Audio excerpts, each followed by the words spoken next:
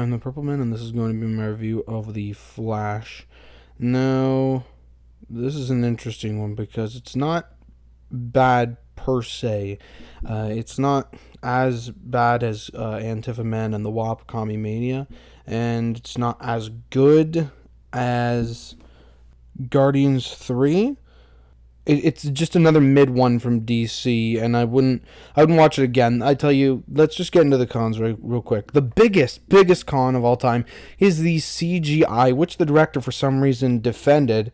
6 directors and like $200 million later, they finally settled on Andy Muschietti, and this guy is the director of, what has he directed? Both It's, and this. I'm pretty sure that's all he's done, really. It was just the It movies. I don't know. From what I've seen, the CGI is okay. It's not that bad, but it's not that good either. Here, it's just, I was visibly saying, ew. There's a scene at the beginning where Ezra Miller saves a bunch of babies, and they look like that baby from Tin Toy.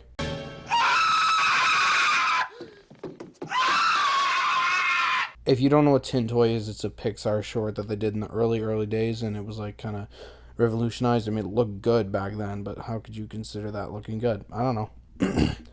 Anyway, basically the plot is he gets to save a bunch of babies at the beginning while Batman just stops some robbers, and then Wonder Woman shows up for a minute, and then he runs back in time because he's upset, and then we have 2 insufferable Ezra Millers for like the majority of the movie, and it sucks.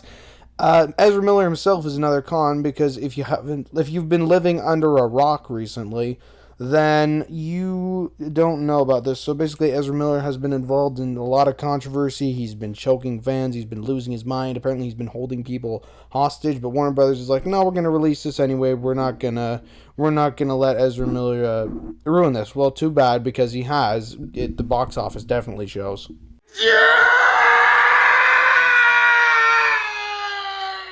And there are 2 of them. Actually, there's not 2 of them. There's 3 of them. In what this film has, the closest thing to a main villain is Dark Flash, and it's just another Ezra Miller, and he's old. So what?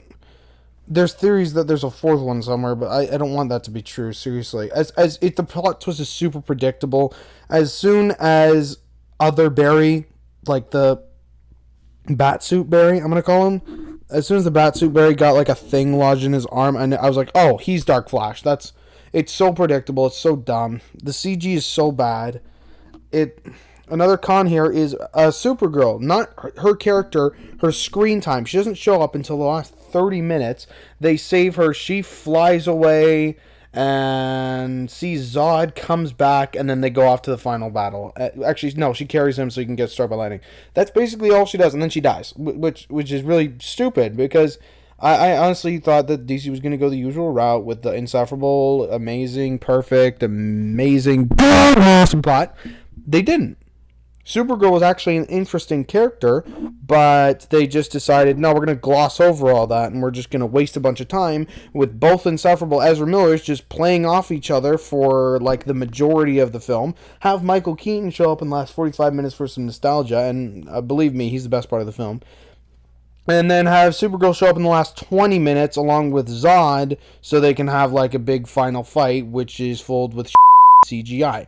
So honestly, my thoughts on this are this is a mid film at best. Like this, you can tell that this was reshot, redone, everything, because the plot is like basically several different threads of stuff that would work, and then kind of Frankenstein's monstered together. And at this point, the multiverse thing has been done to death. And honestly, I'm kind of terrified at the prospect that George Clooney is Batman again.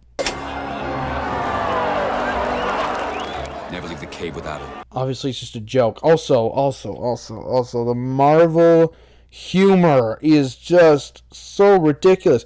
DC, people come to see your films because you're not Marvel. Today of all days. And what do? No, we're just going to copy Marvel. We're going to copy Marvel because they're successful. Have you been checking recently? I know this was like shot in like 2018 or something, but it's been through a bunch of rewrites and reshoots lately. So, and also when Batgirl was canceled, they had to change the ending because the ending originally was to have Michael Keaton and Supergirl show up, and it's one interconnected universe. But no, they changed it to have a little throwaway joke of George Clooney, because that's all Marvel is.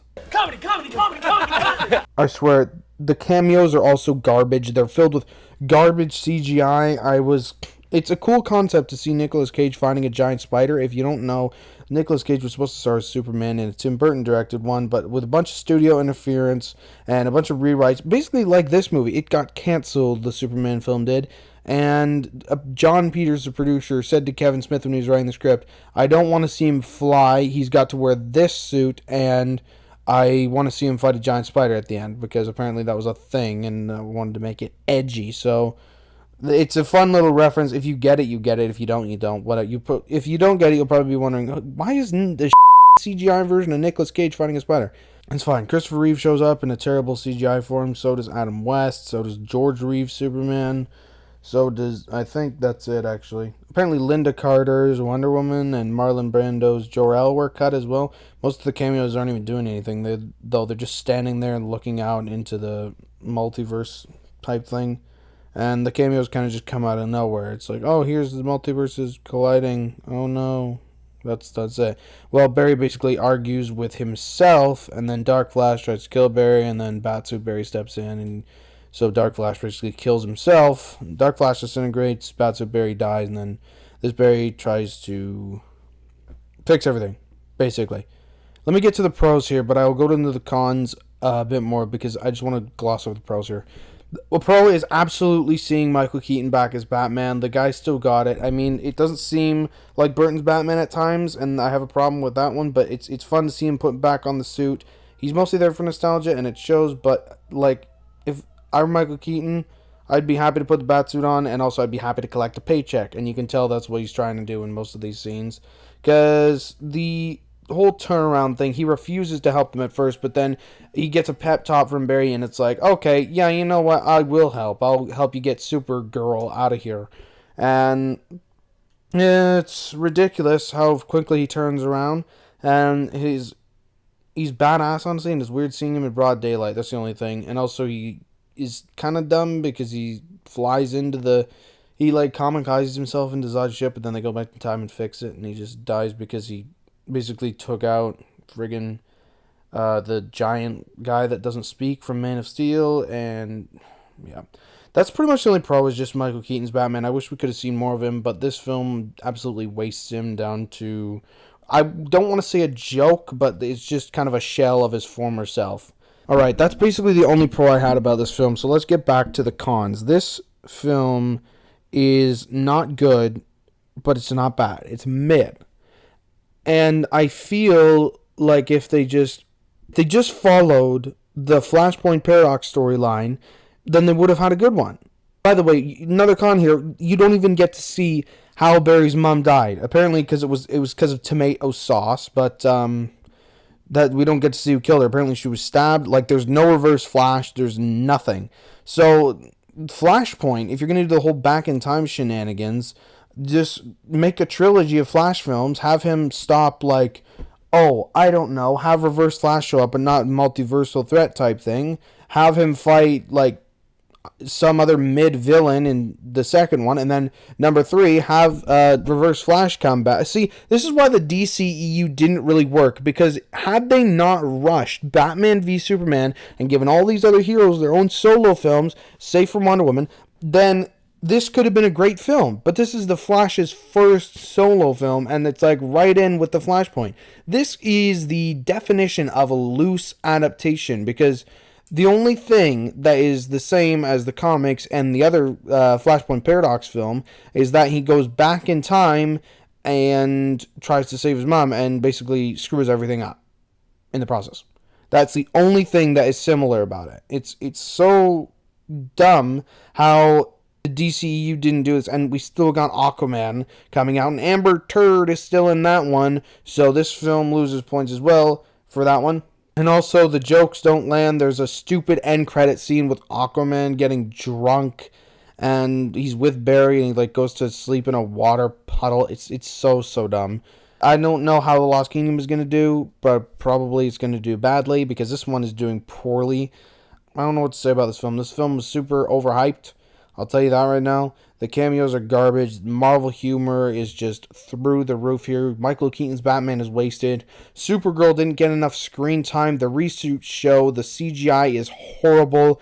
The storyline has been stitched together. Frankenstein's monstered into a film which is doing the multiverse trope, which is at this point played out. So you know what I'm going to say? Leave the multiverse to Marvel. Let Marvel self-destruct themselves. And you know what? I'm glad that James Gunn's taking over. Hopefully he'll do much better than this pile of steaming dog crap. Until next time, I'm the Purple Man signing off.